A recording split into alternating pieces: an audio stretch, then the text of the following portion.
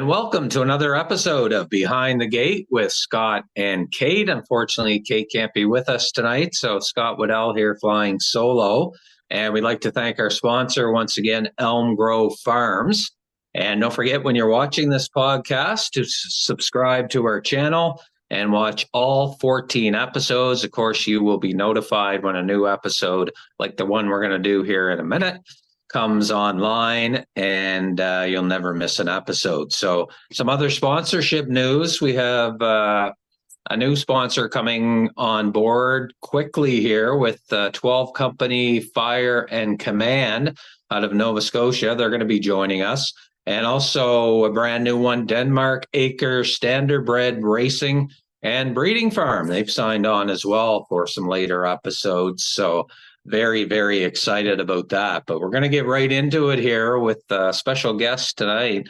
And going to read a little bit about our special guest just before we start. And where can I start? I mean, you've been doing some great things, and we're going to talk to Jessica Hallett here in just a moment. But here's some of the awards that she's won in the last couple of years. 2022, she was the Pompano Park Track Photographer of the Year. 2023, Saratoga Award for Individual Most Dedicated to Harness Racing. Also, the Unsung Hero in 2023 at the USHWA Awards. Also, the Hervey Photography Award recipient at the 2023 awards as well. And she also accepted the award on behalf of the group for Tioga Strong, and we'll mention that group coming up a little bit later. So first of all, Jessica, I want to really thank you for taking time out of your busy schedule. I know you've also had some issues with your mom and dad. We'll talk about that as well. But welcome to the program. Glad to have you. Oh, thank you for having me on. I appreciate it. Yeah, like I said, you've got a storied career. You're just a young lady, and you've done so much for harness racing, winning such awards as the Unsung Hero Award. So I know that you and I share a passion for harness racing. So should be a great discussion. I got to go back a few years, Jessica. I actually grew up right around your dad here in St. John, and I live probably about I would say half a mile from where your dad grew up, and knew him as a young kid.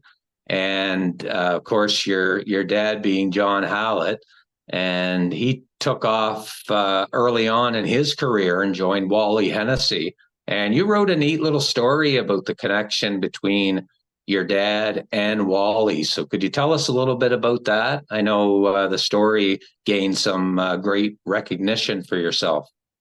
Yeah, anybody who knows my dad knows that him and Wally are like inseparable. They're like family. Like ever since, like you said, back in St. John, he started out just selling apples, and then he got connected with Wally and started doing like odd jobs for him. And you know, Wally taught him everything he knows, especially in harness racing. So, and to this day, my dad still asks him for advice and everything.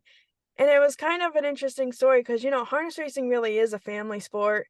So just to, you have Wally Hennessy, he's Hall of Famer, legend Yeah. in harness racing. And, you wouldn't think to have that kind of connection with the driver, but he's, like I said, he's family to us. And everything I know I've learned through my dad, and I've learned through Wally. So I just wanted to share that story just to, talk about them. And, that's who I was raised around. So, in Pompano Park, Tioga Downs, now Saratoga, it's just a part of me. So.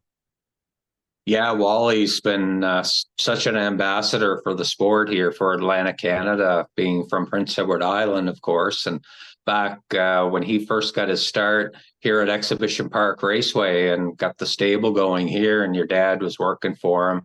I remember guys like Wally McGinnis was around the barn quite a bit.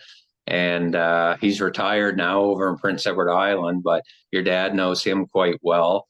And I actually went out for Wally was my first hero as far as a harness racing driver. I went out one year as Wally for Halloween. I wore his silks out, believe it or not. So that's kind of a funny story. But in 2023, you were a double winner at the U.S. Awards. And what has it been like for you to excel on such a large scale right across the country, Jessica? It's just surreal. Like I said, I grew up in harness racing. I grew up on the backstretch. I played in the shed row, and I grew up around all these horsemen. And when I got into the media side of it all, I was just happy to have the opportunity to write these stories and to photograph the horses. And I was just learning myself. So the more I wrote, the more I learned. The more I photographed, the more I learned about that as well. And you know, my main goal was always to get the horseman photos, because not everybody gets a win photo. So I always wanted to make sure to get that photo for that owner or trainer. And even the story, like not everybody makes it into the press. So I was always writing about, the smaller stables and the family based stables. So to go from there and then to have the opportunity to go to like the Breeders' Crown or the Hambletonian, like that's just an honor in itself. And then to join them on the big stage, it still doesn't even make sense to me. Like it just I think about it and it doesn't seem real. Yeah, I've had a chance to go back and look at some of the articles you've written, and I share the same type of passion for writing. And you do such a fantastic job. You've done some great articles for Harness Link and Standardbred Canada, and I know U.S. Trotting uses some of your stuff as well. So I mean, you've done a fantastic job. You're definitely one of the young bright stars, and just love reading your work. So just wanted to talk about some of the awards you've won, Jessica. Which one came as the biggest shock to you when you actually won an award out of the awards that you've won? Well, any award I receive comes as a shock to me just because I don't do what I do to win an award.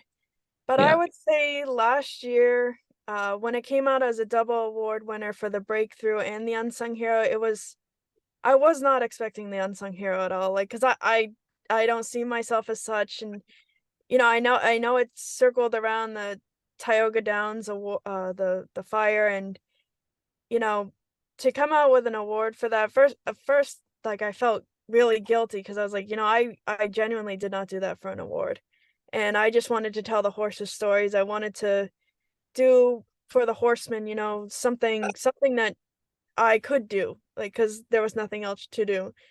So the fact that I was nominated and then to receive that award was just, it was the most shocking one.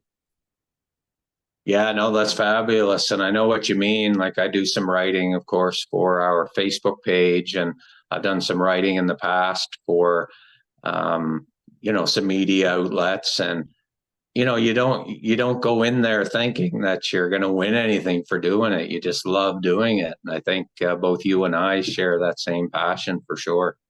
Yeah. So you've written a number of articles for publications such as Hoofbeats. You've been featured on Standardbred Canada, Harness Link. What roles are you currently doing now, Jessica? Right now, I still take freelance jobs with Hoofbeats, so I write for them whenever they need. I work for Daily Racing Form, DRF. Okay, I DRF, write yeah. a monthly column for them, and I work pretty much like every night for Standardbred Canada. So it's like I handle their press or I write stories or recaps. And then the last thing would just be Saratoga. I do features for them or recaps whenever I can, and just anybody who wants a story written, I will write that story just because I like to tell the story. So if anybody has anything, I will write it. Like I went up to Monticello and I was able to write about their retirees, or Yeah. there was a story through Tioga Downs, one of their horses, and I wrote about that. So just any story that could be told, I like to try to tell that story. So do you find your inspiration through like human interest stories rather than just straight news a lot of times? I'd much prefer, yeah, human interest stories. Let the Yeah. horses tell the story, let the horsemen tell the story, because everybody's got a story. everybody's got a background, a history, and especially the horses. Like, I just want people to understand the business on a personal level to appreciate it more. No, that's awesome. And you've also done some photography work around the different tracks that you've been around. What inspires you to capture such great moments in racing? I would say the horses, they're always doing something fun and unique and interesting on the track. Like, we have some horses that like ears flat back, they're so mad and they're focused, and other horses ears up, they're happy. Or, I love capturing the moment when they go up in the air or something happens. Like, it's like, I don't know, you just have to capture that moment. So between that and like the human emotion, because people don't understand, like, it's more than a race, it's more than just winning. It's the actual, like, you see your horse cross the finish line, it's like surreal, like it's the greatest thing ever. So when someone comes to my winter circle and they're crying or they're cheering, or even the fans, and I like to try to capture those moments. Yeah, and I think telling stories is similar to photography because, you never know how that picture is going to turn out until, you get it and you see the actual shot that you just took. So it must be invigorating and I know you take a lot of pictures, so to find that, one or two shots that, you've won awards for. So it must just be so much fun to go through the photos that you take every race card and kind of pick out your favorites. Oh, for sure. Like you said, I take lots of photos, and I still haven't gone through all the photos from the crown and the little brown jug last year, and I keep finding new photos and I'm like, wow, I like this one. And Yeah. it's a lot of fun because you never know what moment you're gonna capture, because you can't predict that. It's human behavior, horse behavior, you just gotta go with it.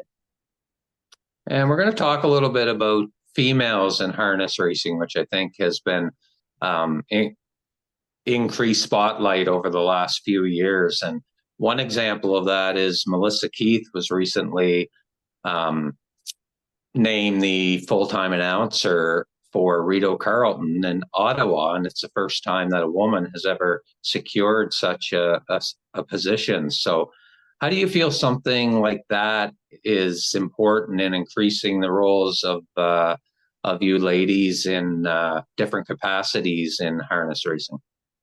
I feel like it's most important for the next generation. You gotta inspire the young girls to go for those dreams and to look out on the track, and you see Melissa in the booth, or you see Lauren Triton as a driver, Michelle Crawford, the breeder, Linda Toscano training. It tells these little girls that, I could do that too. Like, they see them walk the horse in the winter circle, or they see their name in the program and they're like, they know they have that opportunity as well. Like, those doors are open now. And do you have a role model that you look up to as far as females in harness racing, Jessica? I would say first and foremost my mom. Yeah, She just does it all. Like, I grew up around her. That's why I never really saw the gender difference, because she inspires me. Like, I see her. She is the backbone of the barn. I'm not saying anything against my dad, but he would tell you the yeah, same thing. Like, she holds it all together, and everything works because of her, and she does it all. Like, it's yeah. inspiring to see. You'll have to educate me a little bit here because I know when John left, he went to Pompano Park with Wally back in the day. So is that where your mom and dad met? They actually, my dad landed in Saratoga first, and around that same time, my mom made it to Saratoga, and that's where they met, and then they went to Pompano. So Oh, and it's okay. kind of funny because we're back in Saratoga now. Yeah, talk about coming full circle, eh? Yeah, yep. So speaking of horses that you either have now or have been around over the years, um, what one or two kind of stand out that you feel that you really connected with and had that special bond that we all know that you can have with the racehorse? I would say my first would be Current Image. We called him Mainer because he came from Maine. He Okay. was just the best horse ever. A big giant, but a gentle giant. He was perfect mannered, and I would ride him everywhere. Like, he was perfect mannered to do anything with. So I'd say him. And Joey Pro, he's kind of the opposite. He's small. Uh his attitude, he's kind of like a punk. Like honestly, he's a brat. He likes to cause trouble. He knows what he can get away with, but he's not mean. Not a mean bone in his body. And he just tries his hardest every race day. And just the two of those, like I of course have to mention Jimbo Kimball, my very first horse that I Yeah. actually owned. But just there's those horses that just make the difference, and they make coming to the barn even better than it is, because it's just, they're there and they have their personalities, and there's nothing like it. So tell us a little bit about the day in a life of yourself. What type of schedule would you keep on a daily routine? A normal day, I usually start at the gym because I head to the barn early, and I go to the gym. My parents go the other way to the barn, and I spend a usually a couple hours there. I walk to the track, I get all my photos printed and ready, and then head home. Usually around 6, I start getting ready for Standard Canada, because that's when I work at night from 7:30, sometimes till midnight, sometimes till 1, depending on the day. So that's generally what I do. If it's a race day, it's a little different because afternoon cards versus night cards, but usually it's all about organizing photos and, just getting them all together and posted. Now, do you find a lot of tracks that race that you publish on Standardbird Canada, for example? Do you find that a lot of tracks have their own writers, or are you basically the one that writes the recap in a lot of cases? For Standard Canada, it's generally like all the US tracks usually have their own writers. Unless it's like a special card, like this past weekend I did Meadowlands qualifiers, Southern Oaks qualifiers, like things like that don't. When it comes to Canada, it depends. Like Mohawk sometimes sends press. Sometimes they just I usually just write, because if it's a big card, they send press. I would say it's 8 times out of 10 I'm writing the press. Yeah, it just depends on the night and the track. Okay, that's awesome. And back to being a female in harness racing, what are some ways that we could highlight more females? Like, do you find yourself now, Jessica, when you look around the track, do you see a lot more younger females getting involved like you did when you were younger? Well, when it comes to highlighting females, like I always go by the rule for highlighting anyone. You always want to tell their story, tell how they got into the business, what they did, and that's how you're going to inspire someone, because they can follow a similar path. But when it comes to looking around, yes, I would say, Saratoga is like a majority women trainers, and actually in the top 10, there's like, I'd say majority are women trainers. And Yeah. even like going to the big tracks, you see a lot more women trainers and drivers. And so I see it everywhere. Like even photographers, they're starting to be more women photographers, and it's definitely changing. But I would say I grew up in a different generation that, whereas before there was a lot less women in racing. Yeah. And have you ever experienced any kind of pushback in your career just because you're a woman, like trying to get a position, or have you hit any type of roadblocks in the past, Jessica? I would actually say no, No. quite the opposite actually, because growing up in racing, like I had every job and uh different thing you could do on the track. So everybody always welcomed me there to their barn. Nobody had a problem hiring me, anything like that. And even when I got into media, all the opportunities, like they were open. There was nothing against gender or anything like that. It was just about seeking out the opportunity and, going forward and showing your best effort. So for me, I would say it would be quite the opposite, because, when I started taking photos, sometimes you couldn't even tell if there was a horse in the frame because I wasn't good at night photos. So Okay. I could have been turned away from the business pretty quickly, but people, they gave me a chance and they just let me keep trying, and everybody's been helpful. Everybody's been super welcoming, especially here at Saratoga. I've never faced anything like that. Yeah, no, that's awesome. And a couple more things I got to ask you. It was certainly a tragedy what happened down at Tioga Downs, and I know Caitlin was heavily involved when they had a barn fire in Cape Breton. So tell us your experience around that whole thing, and just the humanity and just the efforts that everybody put forth in wake of such a tragic event. Yeah, it was on that morning I got a call from my mom and she said, I just want to let you know there was a barn fire at Tioga, none of the horses made it. So right off the bat, I was like instantly on social media and I was looking it up, like, because someone must have posted it. Like, this doesn't seem real. And it was coming out that it was like 40 horses, 30 horses, 50 horses, like everything was jumbled up. And Anne Marie Daly actually reached out to me and she said, do you mind drawing something and I can share it? And that's when I did that original drawing and it got shared widely. And, Yeah, um, and then throughout the day, you started hearing more reports and like TMZ and Times and other news stories, they started picking up on it, but they were calling it, I believe the one report was 22 thoroughbreds. oh And wow.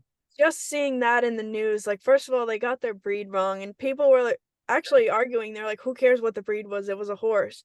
It Yeah, doesn't matter because that was their life. They were harness horses, they were standardbreds, that's who they were. So they deserve to be honored as such. And so reached out to each of the horsemen and I said, I know you don't want to talk. I understand if you don't want to answer, but if you could please tell me about each of your horses and just tell me who they were in the barn. I'd like to write a story about them.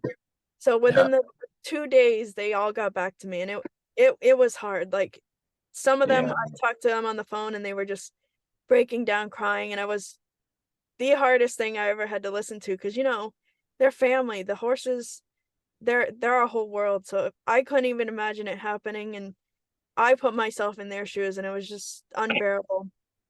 And within the third day, I published the story, and that was the first thing that went out and everybody shared it. And I was doing all these little blurbs on social media as well because I was just sharing my feelings because there was so many stories coming out and people were naming the guy who did it, and I was like, this isn't right. He doesn't get notoriety. He doesn't deserve any of this. right. So that's when I started writing those little social media posts, and I was writing letters to the DA and things like that because I was fighting back against what was being pushed on social media and the regular media. So a lot of what I did was to showcase the horses, but to also tell people who they were and tell them why it matters because some people don't understand. They think it's just livestock and it's Yeah, not.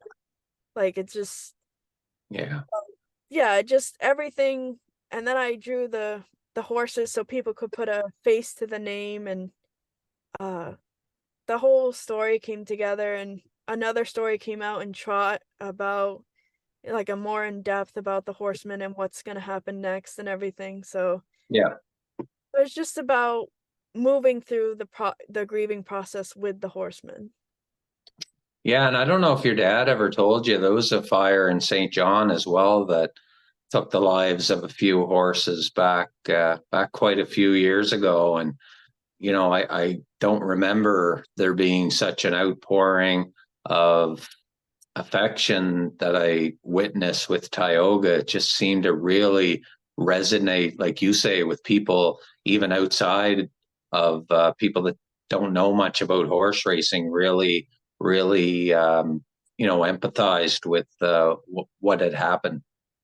Yeah, for sure. I think it was like, it's one thing if it was like an accident or even Yeah, like a careless mistake. Like, it was just for someone to go in there and do that on purpose, wait for the people to leave and then do it. It was just, it doesn't make sense. It still doesn't make sense to this day. And honestly, I think about it every day because it just, I can't stop thinking about those horses and what they went through and who they were before that. And because I photographed a lot of those horses when I was at Tioga, and I knew a lot of them on a personal level because I knew their trainers. Yeah. Well, you're definitely to be congratulated for your part in helping. I'm sure it was a healing process for the owners involved to talk a little bit about their horses and then to see it in print by yourself. I'm sure it made them feel, in a really bad situation, made them feel very nice in the end that their horses were remembered in that way. Yeah, they did reach out to me in the like the weeks after, and they told me that and how much it meant to them, and that was even harder for me because So it just brought it all back. Like it's just an emotional time. Like it's just yeah. I don't think I'll ever forget it. Yeah. Speaking of emotional times, I know that you were quite um, involved down in Pompano Park for a while. Of course, your mom and dad spent a lot of time there, and Wally Hennessy. And tell us a little bit about what it was like to see that track close. It had such a rich and storied history, and for that to happen, it just didn't seem real to me, and I just can't imagine what it felt like for someone like yourself who was so close to the situation. Yeah, I was there for 22 years, my whole life. Every year Yeah, we would travel north and then for the summer and go back for the school year. It lined up perfectly with the Pompano meet, and it was our home forever. And it's just when the doors closed, we drove out of the gate that night in April, and we drove straight to Tioga, and we all thought, we're gonna be back in August, like we're or October or November, we still thought the gates were gonna open. And yeah, then people were still talking it up about that up to like this year. They were saying, it's still gonna open, it's still gonna open. And now to see it's just leveled and it's actually completely gone, it that does not make sense. Like it's our home. Like that was my barn. That we had that barn forever. And uh I can tell you all the horses in each of the stalls, and uh I can think of all the memories going up and down those roads and the jog track and the grandstand and the fact that it's just leveled. It's weird. It doesn't make sense how they could just take it away. yeah. It must seem strange for your dad to look back to over the career, of course, starting in St. John, where there's still physically a racetrack here, but no more racing in the city that he kind of got everything started with. So it must be hard for him to look back over his career and see a couple of tracks that he got his starts at, and got his good start in racing, both closed now. Yeah, that is one thing I did hear a lot when Pompano closed is, it's happened to everybody. Everybody has seen a track go under and just disappear, and it's a sad fact of the business, but hopefully, we can start saving tracks instead of losing them. Yeah, 100%. And just to finish things off, Jessica, you mentioned in one of your replies there about schooling. I know that you went to school and you got a number of achievements in school. So why don't you tell us a little bit about what you've majored in school, and might surprise some people to hear how much education that you do have. Yes, I was actually a pre-med for all of my life. Like I was always on the track to becoming a doctor.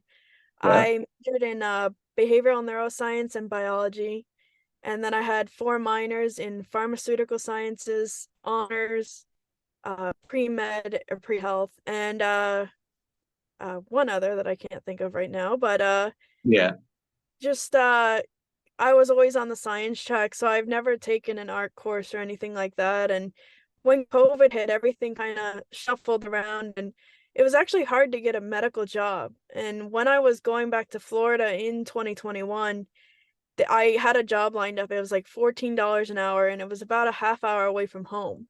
So I'd be yeah, spending so much in gas anyways. And that's when Pompano offered me a job, and it was unpaid.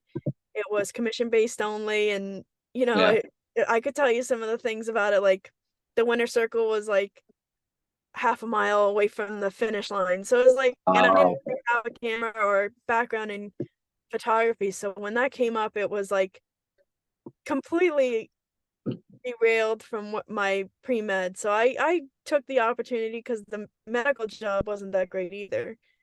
And I didn't think I'd do good in the photography at all. I told Gabe Pruitt I'd give it 2 weeks and yeah. we'll see how it goes. And the more I learned, the more chances people gave me. Like it actually it worked out, and it just I was actually back on the pre-med track after Pompano closed. And then when I moved to Saratoga, that job opened up and now I'm back as a photographer. So I think these doors keep open for a reason. So I'm happy to stay right where I am.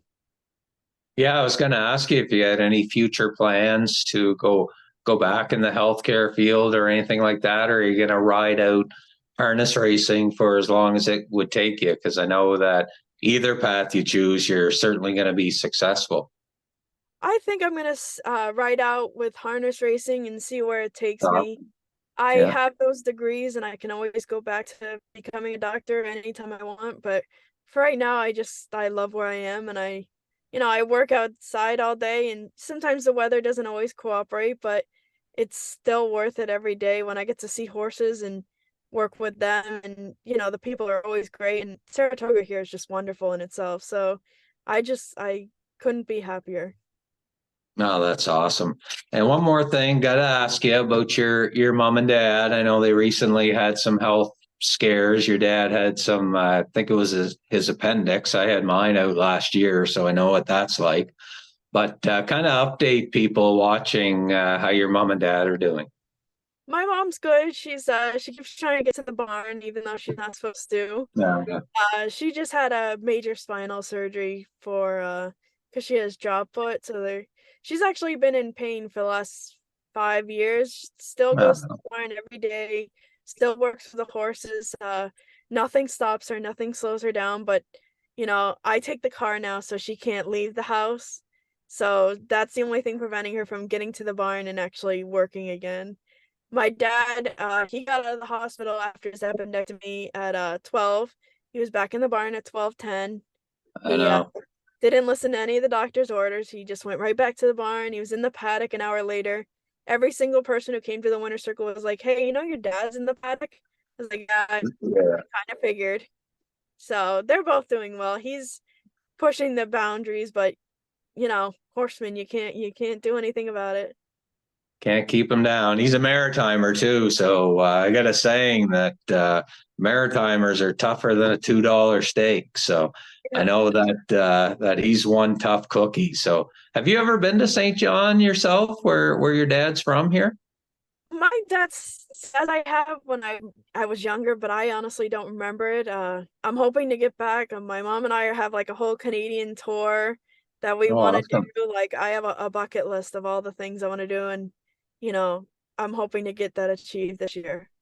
What about Gold Cup and Saucer? Have you ever been to one? I have not. That is the top of my Uh, bucket list. We are trying to get there this year because I you've just gotta come. yeah, between that and the North America Cup, like both those races, I've never like I like to try to get to every big race and Yeah, just those two, like especially the Gold Cup, like there's nothing like it. I've no. never like we watched it online last year and it was just unreal looking at the crowd through the camera. I can't imagine it in person. Yeah, it was something to behold. And we've actually got Jordan Stratton coming on our podcast later this week, actually. And he's going to talk about his win last year. And I don't know if you've seen it or not, but the way he engaged the fans after the race was just something to behold. And it really, really made for a popular headline, just what he did here in his Gold Cup and Saucer win. Yes, I saw that. I love to see that. I think there's nothing better than when a driver or trainer, anybody interacts with the fans like that. Like that's the key to our sport is to interact with the fans and give them that opportunity. So what he did was just amazing. Yeah, no, for sure. Well, again, thank you very much, Jessica. I really appreciate you taking time out of your schedule. I know you're busy and you've got a hectic schedule, but really, really wanted to talk to you and get to know you a little better. I've seen your name around for years, and I know your dad, so it's been a great experience to talk to you and see the passion that you have for harness racing. And I know that you have a bright future. So thanks again for joining us. Oh, thank you very much. I appreciate it. Awesome. So that's a wrap on episode 14 of Behind the Gate with Scott and Kate. And we've got a new sponsor coming on deck very shortly called 12 Company Fire and Command. And don't forget, before you leave, to subscribe to our YouTube channel. And we've got a busy week ahead. As we mentioned, we've got Jordan Stratton coming on later this week. We also have Scott Bernard, who will be hosting the first ever Hall of Fame Awards for Exhibition Park Raceway, and that's going to take place next Sunday. So he's going to be on to promote his event. So looking forward to that. And we've also got Brandon Campbell coming on next week as well. So real busy schedule. And we thank you very much for watching. So again, myself, I'm Scott Waddell, and our guest tonight was Jessica Hallett. And we thank her for joining us, and we'll see you next time here on Behind the Gate with Scott and Kate.